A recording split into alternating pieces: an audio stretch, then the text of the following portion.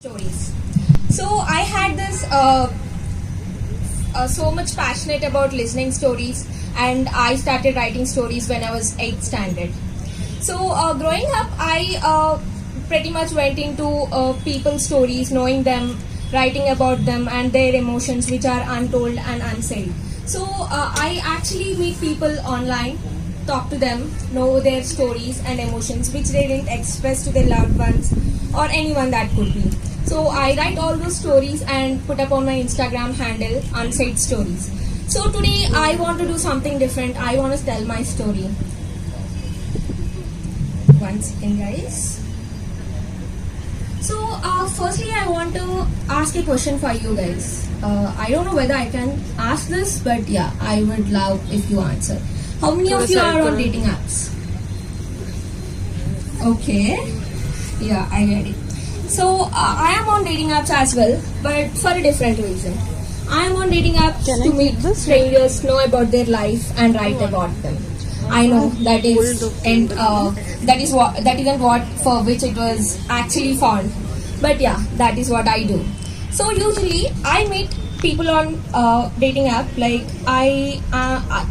later I found out that I became sadistic. I kept swipe left on everyone. It's like swipe left, swipe left, swipe left, until you find a guy who is out of your league.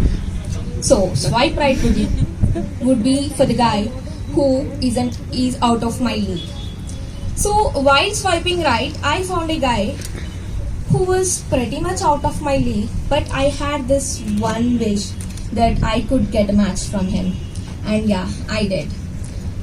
That guy was really different, but I don't know how I forgot what was written on his profile and everything. We talked for a bit, we switched on to WhatsApp, and then I uninstalled my Tinder. So later it was the same way, but I couldn't find his profile picture on DP and I didn't know whom I'm talking to. So I asked him to put up a profile picture, and he, being him, put up a profile picture with mask. So all I could see was his eyes. But the conversation was going really good. All I could see was his eyes whenever I'm talking. I have this habit of seeing the profile picture whenever I send a text. I don't know what I'll feel. I just expect a reply from them from the profile picture. It's insane, I know, but this is what I do. So later, we actually planned on meeting. So for me, it was a blind date. I don't know the guy. All I know is he's way too tall. I have to lift my head to look at him. And I selected an unusual place for a date. That's a temple. Because all the chaos going on in my life, so I took up a temple, and I somewhere wished he would say okay, but I was 99% sure any guy wouldn't say okay for temple, but he did. Unlucky guy. So he came along with me.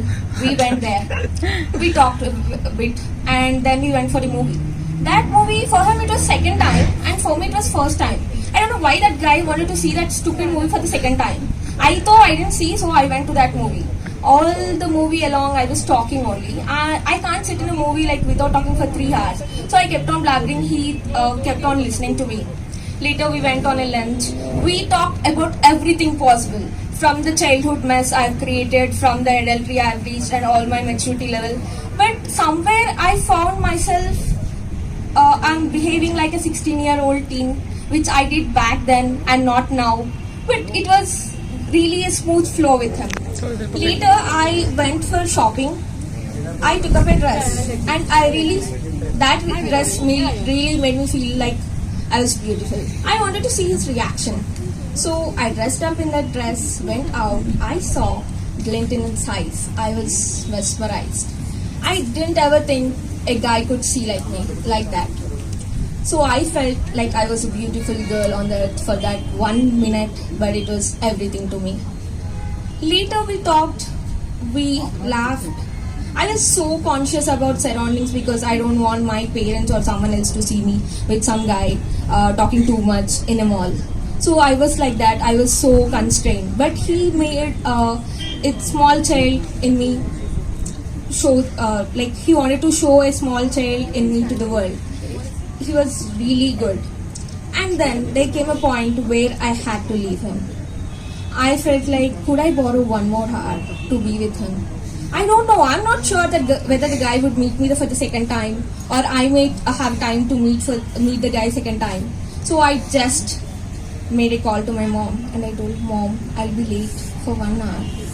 She was like, okay. That 1 hour was really wonderful.